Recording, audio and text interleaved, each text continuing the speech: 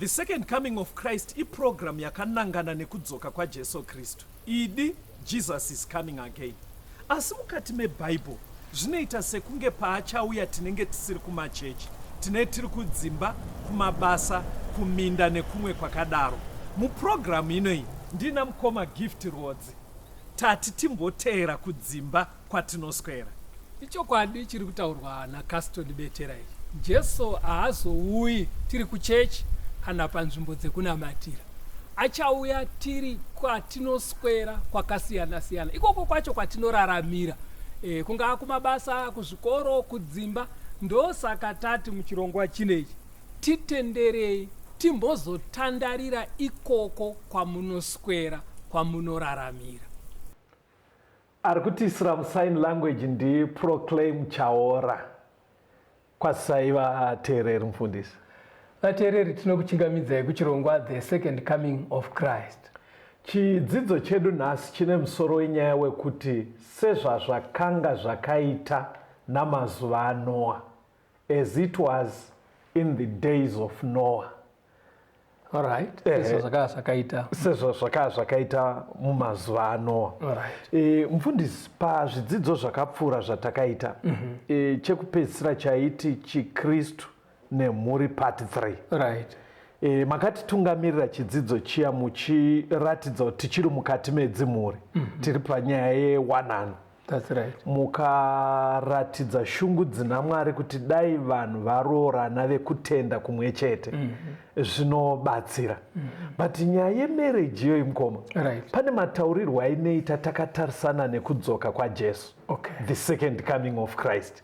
Pana Luke 17 ka. Ndoda kuti muverenge verse 26 neverse 27. Munzwe zvinotaurwa naJesu ipapo. Luke 17 pavhesi ya 26. Sezvazvakanga zvakaita namazuva aNoah, ndizvo zvazvichaitavo namazuva omwanakomana womunhu.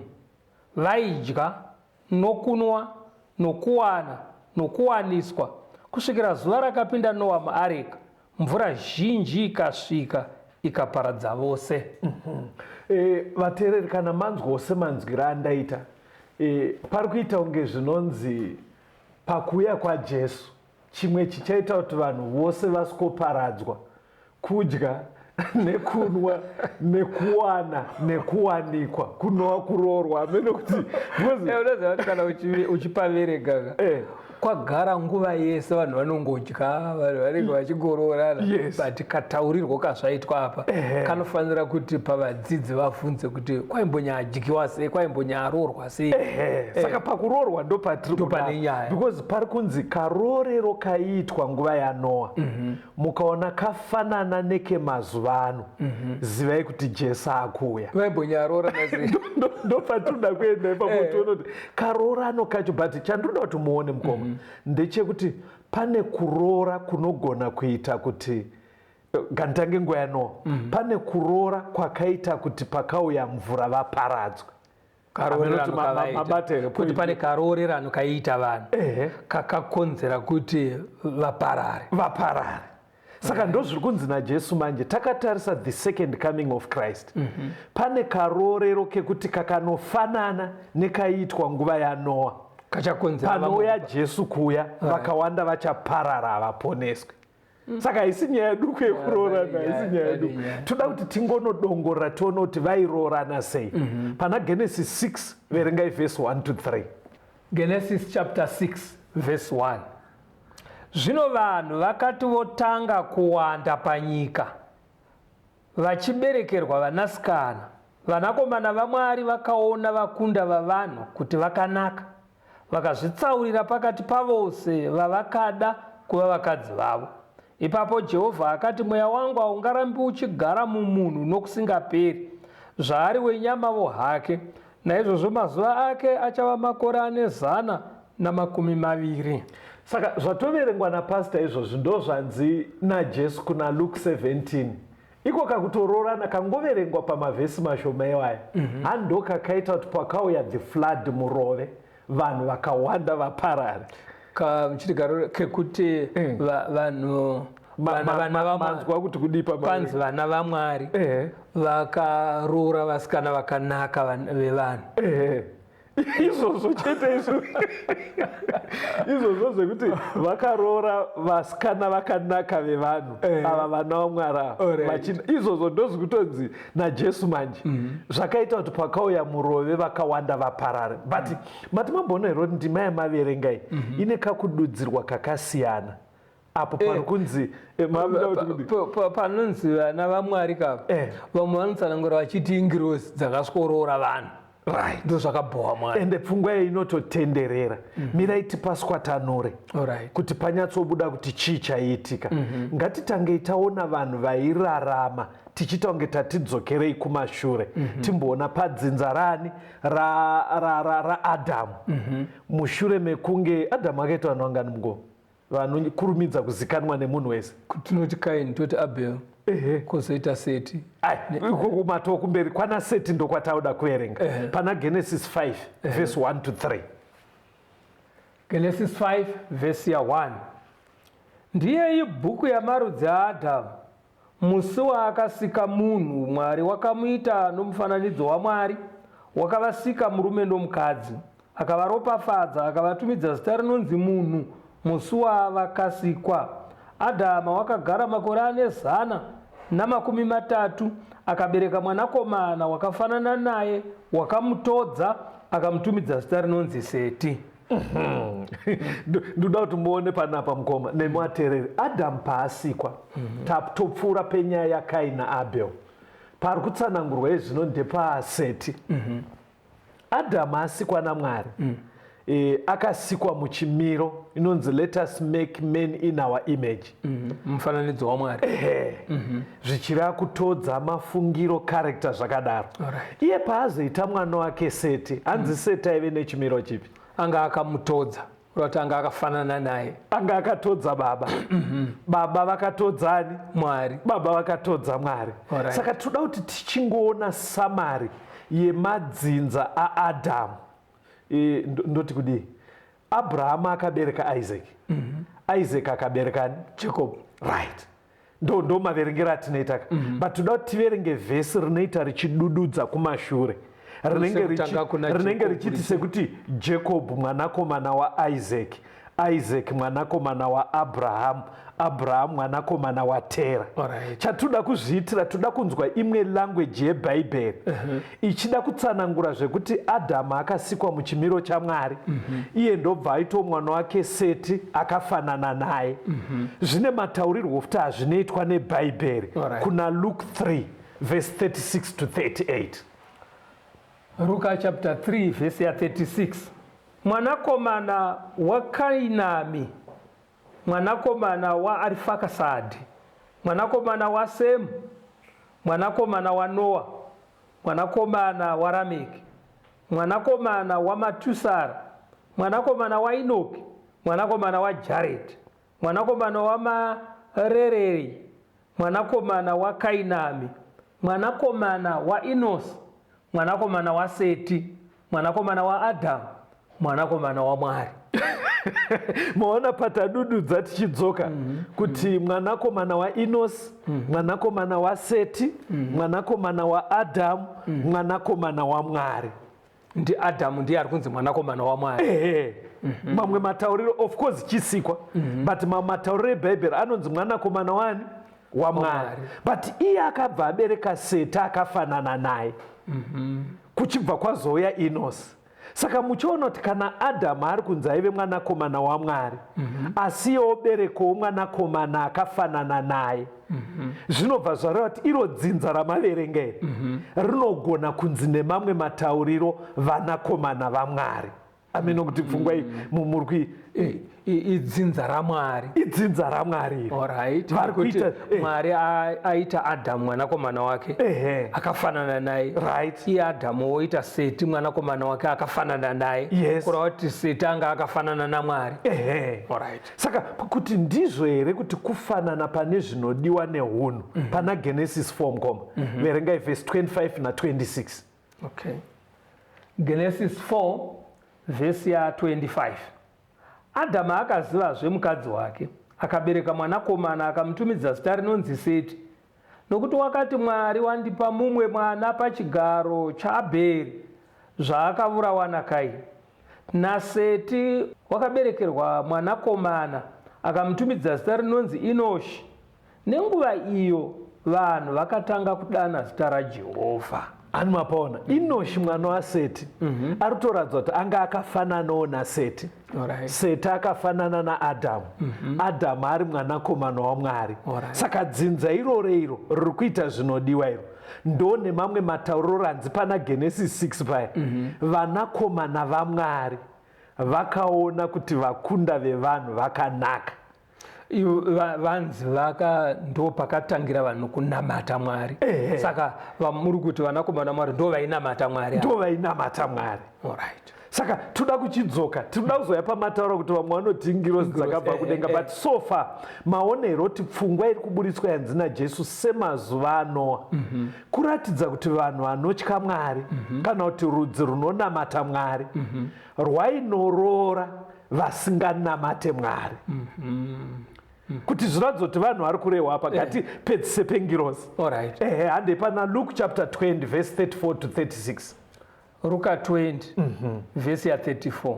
Jesu akati kwavari, vanakomana venyika ino vanowana uye vanowaniswa, asi avo vachanzi naMwari vakafanira kuwana nyika iyo nokumuka kwavakafa havawani uye havawaniswi, nokuti havazofizve, nokuti vachaenzana navatumwa vava vanakomana vaMwari zvavari vanakomana vokumuka.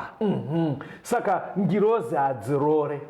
Angels are not given in marriage. Ngirozi hadzirore. Saka ndimai kuna Genesis hadzizi ngirozi dzakaburuka dzikaskorora vanhu.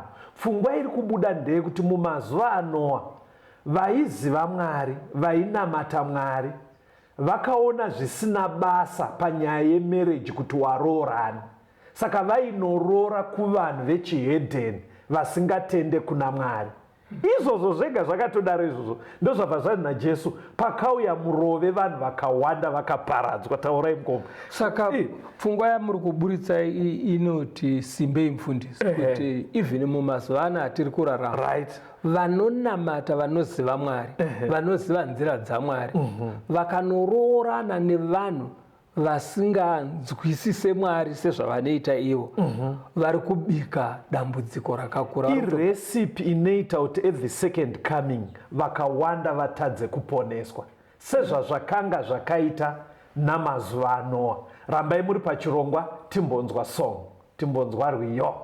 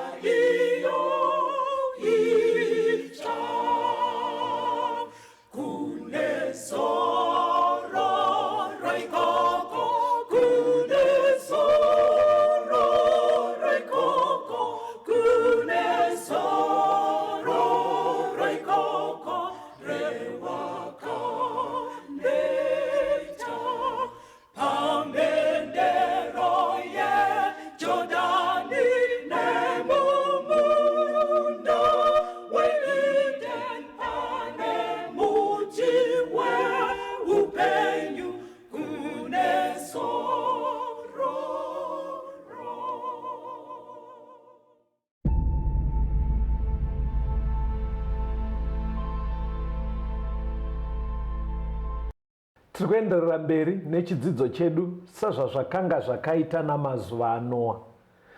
Pamazuva anoa panzi nebhaibheri mukoma, vanakomana vaMwari vakaona kuti vakunda vevanhu vakanaka, vakazvitsaurira vavakada kuti vave madzimai avo, kuti runako karwa pachimiro panyama. Okay. Pakaberekerwa vakana kuti vana vakaberekwa zvakanaka. Vakaberekwa zvakanaka. In other words, chainfoma mamarriage kutosorwa maziso nerunako. Alright. Papoindi yebeauty mukoma. Mukandibata zvakanaka imateerero vanondibata zvakanaka. Alright. Inini personally handisi against beauty. Iye pana anomborwisana nerunako. Handisi against beauty vateereri. But hamene vateereri kana makanyatsozvitarisa pari kuita kunge pane rimwe simba yezvinezvi asi risingabve kuna Mwari, rekuti ukatarisa zviri chimiro mukoma chevanhukadzi zviri kuita kunge nekupindana kwemakore kaonekerwo kavo kakutosora kavo maziso kari kuita kunge kari kuwedzerwa to such an extent zvekuti varume vatadze kukonsidha zvimwe. Runako ruri kutonga kudarika zvimwe zvedu. Even maitirwo ari kutoitwawo nevamwe vanhukadzi vacho vari kurugadzira ine way yekuti munhu wechirumeka aignore zvimwe zvinoda kutariswa zvakakosha kana auda kuroora, so that mind yake inongonziona runako. Ndikutadza kutsanangura ngova. Uri kutsanangura hakoka pasi ndaifunga kuti uchabhalansisa because zvaakuita kunge dambudziko iroro riri kuvarume bedzi. Aiwa asi muri kumbozvionawo here kuti mazuva atirika because Jesu achiti sezvazvakanga zvakaita zviri kutoratidza kuti maonekerwo evanhukadzi vemazuva ano idi varume vakasangwarira shoko raMwari vanotosorwa vakaita madecisions vachingobhesa. Ipapo watsanangura pajeka but ndiri kuti maybe tikaverenga vhese kapfungwa yandiroda kuti uda kubhalansisa kuti kudini kuti mira tinzwe vhesi iri kairi kuna Deuteronomy 7 pavhesi ya3 na4 takamboriverenga. Deuteronomy 7 verse 3 na 4. Right. Usawanana navo, usapa mwanakomana wake mwanasikana wako, kana kutorera mwanakomana wako mwanasikana wake, nokuti uchatsautsa mwanakomana wako arege kunditevera kuti ashumire vamwe vaMwari. Naizvozvo Jehovha uchakutsamwirai kwazvo akakurumidza kukuparadza. Panapa pari kunzi Mwari ari kutaura zvekuti vakuwasha nevaroora. Saka ndaona iwe wanyanya kutsimbidzira kuvakomana bedzi kuti ndo vari kutosorwa nerunako, vari kukanganiswa nerunako. But uri kumboonawo here kuti chero kuvasikana vacho havasi kutarisa kana kuti vari kuignora zvimwe zvinofanira kucherechedzwa mukunoroorana. Vongotarisa kuti ane pfuma here, anazvo here chete, ipapo ndopo. Aiwa, ipapo ndikuwirirana nemi mukoma mabhalansa zvakanaka. Pandandichida kwekutanga inyaya yataverenga mukoma iri kutoitwa marketing mukoma chete kuti hamusati maona zvinana social media, kune zvinonzi zvinana Instagram, Facebook chichi. Nyaya yerunako rwevanhukadzi iri kutomaketwa zvakadaro zvekuti ameno ndingatsanangure sei yengori beauty chete. Hapasi kumaketwa hunhu, hapasi kumaketwa chiba, kungomaketa zviri munhu chimiro kuti vanhurume vatosorwa. Saka pfungwa yedu ndaramba nchidzokorora muri right kuti vanhukadzi vasangotarisawo pfuma nezvakadaro, but pfungwa iripo vateereri ndeyekuti marriage dzedu dzikanofanana nemarriage dzemazuva anoa dzekuti chiri kungokonsidwa ndezvekunze runako, kana ari mukadzi ari kukonsidha murume ari kutarisa pfuma nezvimwe zvakadaro, hanzi zvikanodaro izvozvo iresipi inoita kuti musociety kana kuti mumhuri vanhu vatadze kuzogadzirira kuuya kwaJesu. Pakubatika izvo ngatione maexample ekaroorereka kakemazuva anoa, muone maeffects acho. Toda kutanga nemukomana ainzi Esau munomuziva here? Esau mwana waIsaac, uyo mukoma waJacob. Pana Genesis 26 verengai verse 34 na 35. Genesis 26 verse ya 34. Zvino Esau wakati asvika makore 40 akawana Judith mukunda waBheri muHeti naBhasemati mukunda waEroni muHeti. Ivavo vakarwadza mwoyo waIsaka naRabheka. Mapazo atereri kuti besides kuti marriage ikasaitwa zvakanaka inokubvisa pana Mwari because munenge maroora navanhu vane kutenda kwakasiyana. Hanzi ukatadza kutsvaga mukwasha kana kuti ukatadza kutsvagira vabereki vako muroora chaiye, idi vabereki vanofa neBP. Vakarwadza vaita zvinogara zvakadaro ende unonge usagone kutonga imba yemwanaka ende Mwari anoti zvabatanzwa siyai zvakadii. Saka kutongorwadziwa ende kuna ana mwene wakawandaka zekuti kana vachibvunza vana vavo vakomana kwete kuti vari kufara but hapana zvekuti vakadii kuvaroora vangu but unenge uchinyatsoona kuti vari kushaya kuti vodiko kumwanakomana wavo, voshaya kuti vadii. Kuroorana kwekutenda kumwe chete zvakatonaka even paupenyu huno. Kumba kwenyu ikoko kumaraini zvinokubatsirai kugara zvakanaka. Pane mumwe mukomana Samson, maroorero ake Judges 14 verse 1 to 3. Judges vatongi 14 vhesi ya1. Samson wakaburukira Timuna akaona paTimuna mukadzi pakati pavakunda vavaFiristia. Akakwira akandoudza baba vake namai vake akati, ndaona mukadzi paTimuna pakati pavakunda vavaFiristia, naizvozvo zvino nditorerei iye ave mukadzi wangu. Ipapo baba vake namai vake vakati kwaari, ko pakati pavakunda vehama dzako kana pakati pavanhu vangu vose hapano mukadzi here zvoda kundozvitorera mukadzi pakati pavaFiristia vasina kudzingiswa? Samsoni akati kuna baba vake, nditorerei iye nokuti unondifadza kwazvo. Pastor imbondibvunzira yafana vechidiki even nemaparents mamwe aripo. I know kuti kuvateereri kwedu kuna vanoenda kumachechi kwoita vekuti maybe asati asvika stage iyo asi anoda Mwari. Mubvunzo wabvunzwa nababa waSamsoni imbowabvunzai vanin'ina wangu. Because every time pamunonosvika panyaya iyoka vanoita kunge vanoteerera kumwe kwese uku, vanoteerera maelder ekuchechi, vabereki. Patinonosvika pamarriage unonzwa inzi handiroorere munhu, ndiri kuzviroorera, handingakufadze. Panenge kunosindimara. Imbowabvunzai mubvunzo wataurwa kuti tiri kuvashaya here vane. Imbobvunzai mungoma. Ivo vari kuzvinzwira vafana vako vahanzi hapanawo here pakati pevane kutenda kumwe chete deme, mashaya here zvomondotora vekuroorana navo kunze uku. Ende munoziva zvakaita Samsoni. Pane matauriro azvinoitwa mazuva ano because ukazoerenga nyaya iyi hazvina kulasta. Marriage yacho yakatopera vaye zvino vanoti Samsoni akatora muti wemusango akaudyara pamba. Makamboinzwa language tsuvo yowari aiwa handiti tsuvo kutaura kuriko kuti handiti tinoziva muzhanje muti wemusango, mazhanje edu ndo musango unodyiwa nemakudo nechi.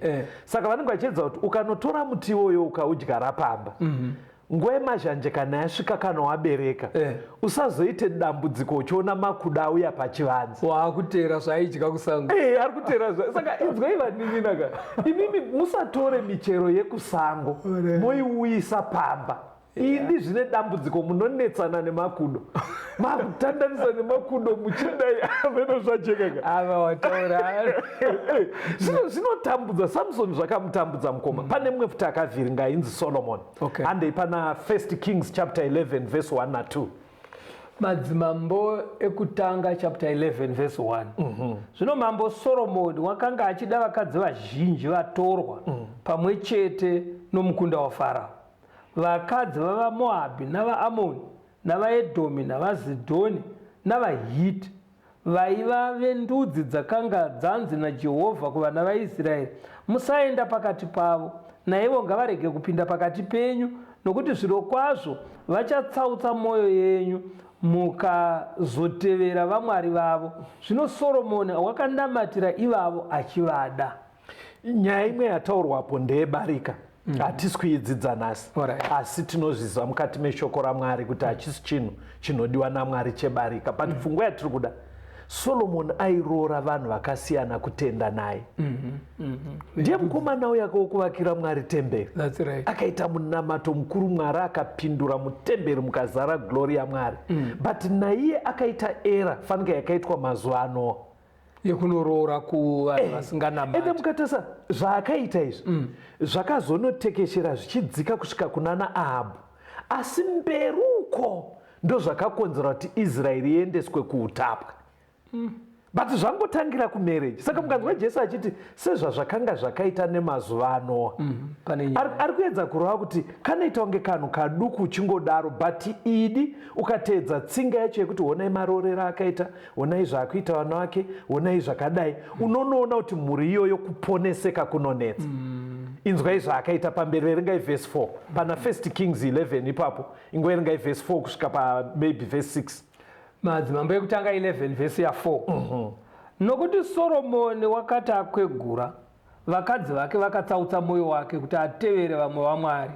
Mwoyo wake hauna kuzova wakarurama kwazvo kuna Jehovha Mwari wake sezvakanga zvakaita mwoyo waDhavhidhi baba wake. Nokuti Soromoni wakatevera Ashtoreti, mwarikadzi wavaZidhoni, naMirikomi, mwari unonyangadza wavana vaAmoni. Naizvozvo Soromoni wakaita zvakaipa pamberi paJehovha, haana kutevera Jehovha kwazvo sezvakaita Dhavhidhi baba wake. Right. Saka ndo zvakaitwa futi naSolomon, akakundikana. Saka pachidzidzo chinopa tiri kuti sezvazvakanga zvakaita nemazuva aNoa, ndo zvazvichaitawo nemazuva eMwanakomana woMunhu. We are living in the last days. Imwe recipe iri kubika huipi hwakaipa unokonzera kuti chimiro chako pamberi paMwari chisaite zvakanaka, karorero kako. Ukatadza kuroora zvinononetsa kuti ugone kumira pamberi paMwari wakamirira kuuya kwaJesu Kristu. Ngativei very careful. Ameno mungape chenjedzo.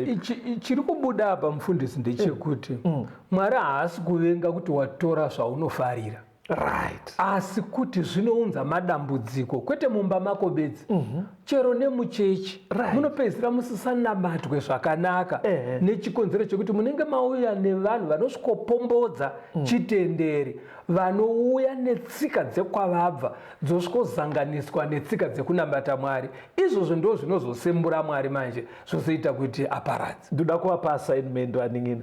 Panhamba dzamuchapiwa dzefoni naPastor Rhodes vaning'ina paWhatsApp, ingoisai message kunyanya vechidiki vanzwa chidzidzo chino. Moti pastor, indiri musikana, indiri mukomana, unotaura zvauri. Handidi kufanana naSamson. Handidi kufanana naSamson. Zvinobatsira kuti kutaipa kwauri kuita pafoni kuya wonamatira zvawataipa zviya, Mwari anokupa simba rekudirecta maziso pane zvakakosha, so that haungotarise kutosvorwa maziso, haungotarise pfuma ine vakomana, unotsvaga macharacters anodiwa naMwari. Mukoma ipai vateereri phone number. Tibatei panhare dzinotevera 0716 452 086. 0716 452 086. Mwari vave nemi, tisangane muchikamu chinotevera.